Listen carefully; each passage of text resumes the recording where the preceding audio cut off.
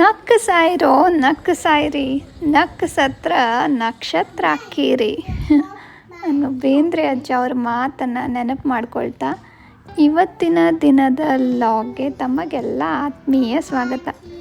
ನಾವು ಅಡುಗೆ ಮಾಡಬೇಕು ಅಂದ್ರೆ ನಮ್ಮ ಮಗಳು ಬ್ಯುಸಿಯಾಗಿರಬೇಕು. ಆಕೆಗೆ ದಿನ ಒಂದೊಂದು ಹೊಸ ಹೊಸ ಆ್ಯಕ್ಟಿವಿಟಿ ಬೇಕು. ಇವತ್ತು ಆಕೆಗೆ ಅವ್ರ ಮಾವ ತಂದಿದ್ದು ಮ್ಯಾಗ್ನೆಟಿಕ್ ಸ್ಲೇಟ್ ಜೊತೆ ಅವು ABCD ಲೆಟರ್ಸ್ ಒಂದಿಷ್ಟು ಇಮೇಜಸ್ ಎಲ್ಲ ಪೇಸ್ಟ್ ಮಾಡ್ಕೋತ ಹೇಳಾಕತ್ತಾಳ.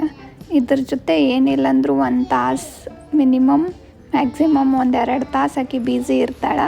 ಆ ಧೈರ್ಯದ ಮೇಲೆ ನಾನು ಅಡುಗೆ ಮಾಡಕ್ಕೆ ಹೋಗ್ತೀನಿ. ಮೊನ್ನೆ ನಾನು ಹಾಕಿದ ಹೆಸರು ಕಾಳು, ನಿನ್ನೆ ತಂದಿದ್ದ ಉಸುಳಿ ಎಲ್ಲನೂ ಉಳ್ಕೊಂಬಿಟ್ಟಿದ್ದು ರೀ. ಇನ್ನು ಭಾಳ ದಿನ ಇಟ್ಟರೆ ಅವು ಹಾಳಾಗ್ತಾವ, ಹಾಳು ಮಾಡೋದ್ರಾಗ ಅರ್ಥ ಇಲ್ಲ ಅಂಥೇಳಿ ಉಸುಳಿ ಹೆಸರು ಕಾಳು ನೆನಾಕಿದ ಎಲ್ಲ ಕಾಳು ಹಾಕಿ ಒಂದು ಸಾಂಬಾರು ಮಾಡೋಣ ಸರಳಾಗಿ. ಅದ್ರ ಜೊತೆ ಯಾಕೋ ಇವತ್ತು ಭಾಳ ಸುಸ್ತಾಗದ, ಅದಕ್ಕೆ ಮುದ್ದೆ ಮಾಡಿಬಿಟ್ರೆ ಆಯಿತು ಅಂದ್ಕೊಂಡು ಕಾಳುಗಳನ್ನು ಚೆನ್ನಾಗೆ ತೊಳ್ಕೊಂಡು ಕುಕ್ಕರ್ನಾಗ ಹಾಕಿ ಕುದಿಸಿ ಸಾಂಬಾರಿಗೆ ಪ್ರಿಪ್ರೇಷನ್ ಮಾಡಾಕತ್ತೀನಿ ನೋಡ್ರಿ. ಕಾಳುಗಳ ಜೊತೆ ಒಂದು ಆಲೂಗಡ್ಡೆ, ನಮ್ಮ ಕಡೆ ಬಟಾಟೆ ಎತ್ತೀವ್ರಿ, ನಿಮ್ಮ ಕಡೆ ಒಂದು ಬದ್ನಿಕಾಯಿ. ಆ್ಯಕ್ಚುಲಿ ಆ ಕಡೆ ಸೈಡ್ ಸಿಗ್ತಾವಲ್ಲ ಉದ್ದನ್ ಗ್ರೀನ್ ಕಲರ್ ಬದ್ನಿಕಾಯಿ, ಅವು ಹಾಕಿದ್ರೆ ಟೇಸ್ಟ್ ಆಗ್ತದೆ. ಇರಲಿ, ನಮ್ಮ ಕಡೆ ಇವೇ ಸಿಗ್ತಾವೆ, ಇವೇ ಹಾಕೋಣ. ಆಮೇಲೆ ಮನ್ಯಾಗ ಇದ್ದಿದ್ದ ತರಕಾರಿ ಏನೇನು ಹಾಕ್ಬೇಕು ಅನ್ನಿಸ್ತದೆ ಎಲ್ಲನೂ ಹಾಕಿ ಸಾಂಬಾರು ಮಾಡ್ಕೊಂಡ್ರೆ ಸ್ವಾದ ದೇಹಕ್ಕೂ ಚಲೋ, ಆಮೇಲೆ ಅವು ಕೆಡಿಸ್ಲಾರ್ದೆ ತಿಂದ್ವಿ ಅನ್ನೋ ಸಮಾಧಾನ ಒಂದಿರ್ತದೆ ನೋಡ್ರಿ. ಅಂದಂಗೆ ಹೇಳೋದು ಬರ್ತಿದ್ದೆ ನೋಡ್ರಿ. ಪ್ರೋಟೀನ್ ರಿಚ್ ಮೊಳಕೆ ಕಟ್ಟಿದ ಕಾಳುಗಳ ಸಾಂಬಾರು ದೇಹಕ್ಕೂ ಒಳ್ಳೆಯದು, ಮಾಡೋಕ್ಕೂ ಭಾಳ ಸರಳ. ಹಿಂಗೆ ಹೇಳ್ತಾರಲ್ರಿ ಯೂಟ್ಯೂಬ್ನಾಗ.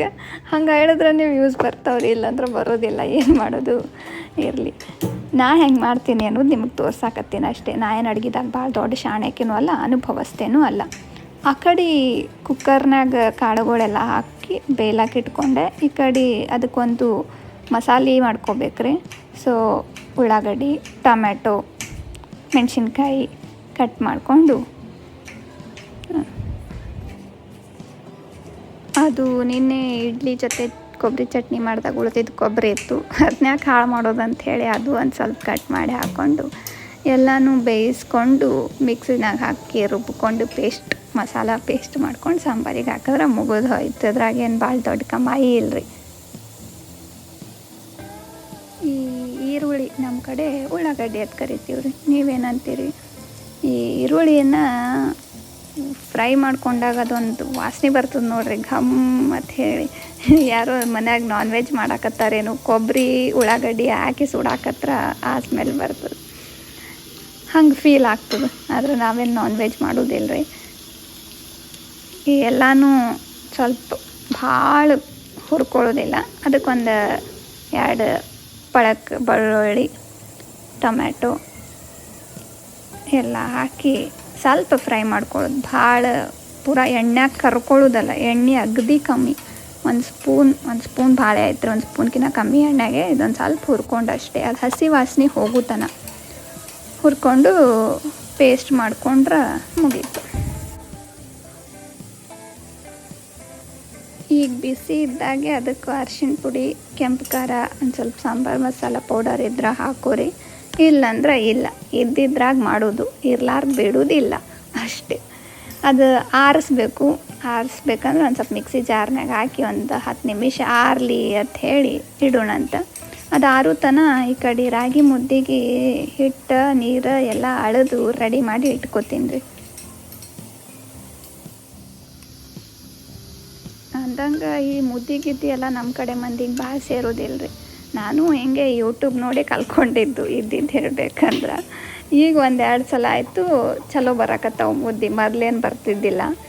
ಅಳತಿ ಪ್ರಕಾರ ತೊಗೊಂಡು ಅಂದ್ರೆ 1 ಬೌಲ್ ಹಿಟ್ಟಿಗೆ 2 ಬೌಲ್ 2.5 ಬೌಲ್ ನೀರು ತೊಗೊತೀನಿ. ಆಮೇಲೆ ಒಂದು ಸ್ವಲ್ಪ ಹೆಚ್ಚು ಕಮ್ಮಿ ಅನ್ಸಿದ್ರೆ ಹಿಟ್ಟರೆ ಹಾಕ್ಕೊಂಡಿರ್ತೀನಿ, ಇಲ್ಲಾಂದ್ರೆ ನೀರು ಕಾಯಿಸ್ಕೊಂಡರೆ ಹಾಕ್ಕೊಂಡಿರ್ತೀನಿ. ಒಟ್ಟು ಹೆಂಗೋ ಮಾಡಿ ಮುದ್ದೆ ಒಂದು ಮಾಡೋದು ಕಲ್ಕೊಂಬಿಟ್ಟಿನಿ ನೋಡ್ರಿ.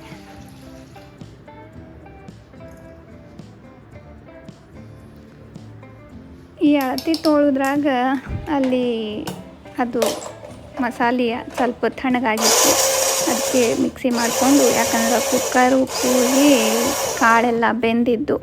ಈಗ ಈ ಪೇಸ್ಟ್ ಮಸಾಲ ಪೇಸ್ಟ್ ಏನದಲ್ರಿ ಘಮ್ ಅನ್ನಕತ್ತದ. ಕಾಳುಗಳಿಗೆ ಹಾಕ್ಕೊಂಡು ಒಂದಿಷ್ಟು ನೀರು ಹಾಕ್ಕೊಂಡು ಮ್ಯಾಲೆ ಒಂದು ಸ್ವಲ್ಪ ಕೊನೆಯದಾಗಿ ರುಚಿಗೆ ತಕ್ಕಷ್ಟು ಉಪ್ಪನ್ನು ಉದುರಿಸಿ ಕುದಿಸ್ಕೊಂಬಿಟ್ರೆ ಪ್ರೋಟೀನ್ ರಿಚ್ ಮೊಳಕೆ ಕಟ್ಟಿದ ಕಾಳುಗಳ sambar ready to serve with ragi ಮುದ್ದೆ.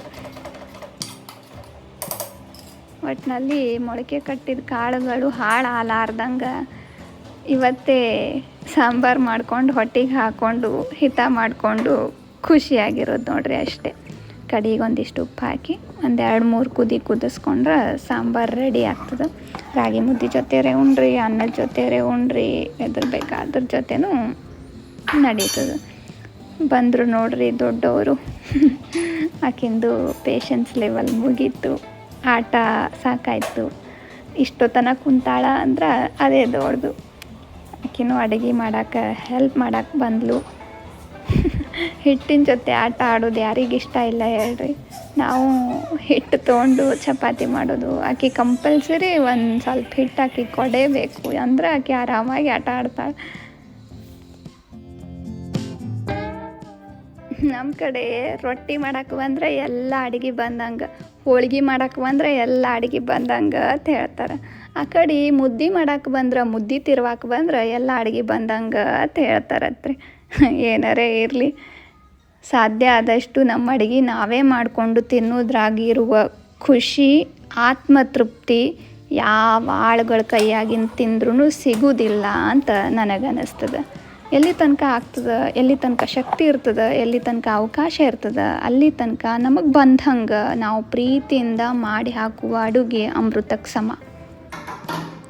ಹೊತ್ತಾಯಿತು, ಬರ್ರಿ ಊಟ ಮಾಡೋಣ ಅಂತ. ಊಟ ಮಾಡಿ ಮಲ್ಕೊಂಡೆದ್ದು ಸಂಜೆ ಟೈಮ್ನಾಗ ಒಂದು ಸ್ವಲ್ಪ ಹೊತ್ತು ಓದ್ಕೊಂತ ಕುಂತಿದ್ದೆ. ಈ ಹಾರ್ಟ್ ಲ್ಯಾಂಪ್ ಕೃತಿ ಬೂಕರ್ ಅವಾರ್ಡ್ ಪಡೆದದಲ್ಲ, ಅದರ ಮೂಲ ಕನ್ನಡ ಕೃತಿ ಬಾನು ಮುಷ್ತಾಕ್ ಅವರ ಹಸೀನಾ ಮತ್ತು ಇತರ ಕಥೆಗಳು. ಸಾಕಷ್ಟು ಕಥೆಗಳು ಓದಿ ಮುಗಿಸಿನಿ, ಇನ್ನೊಂದಿಷ್ಟು ಕಥೆಗಳದಾವ.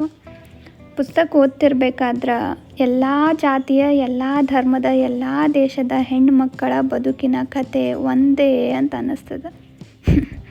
ಇರಲಿ, ದಯವಿಟ್ಟು ಎಲ್ಲರೂ ನಿಮ್ಮಲ್ಲಿರುವ ಒಂದು ಒಳ್ಳೆಯ ಹವ್ಯಾಸವನ್ನು ಸದಾ ಕಾಲ ಕಾಪಾಡಿಕೊಂಡು ಹೋಗ್ರಿ. ಆ ಹವ್ಯಾಸಗಳೇ ನಿಮ್ಮನ್ನು ಜೀವಂತವಾಗಿರಿಸ್ತಾವೆ, ಅವುಗಳ ಕೈ ಬಿಡಬೇಡ್ರಿ. ವಿಡಿಯೋ ಇಷ್ಟ ಆಗಿದ್ರೆ ಲೈಕ್ ಮಾಡಿರಿ, ಚಾನಲ್ನ ಸಬ್ಸ್ಕ್ರೈಬ್ ಮಾಡೋದು ಮರಿಬೇಡ್ರಿ. ಮತ್ತೆ ಸಿಗ್ತೀನಿ. ಧನ್ಯವಾದ. ಶರಣು ಶರಣಾರ್ಥಿಗಳು.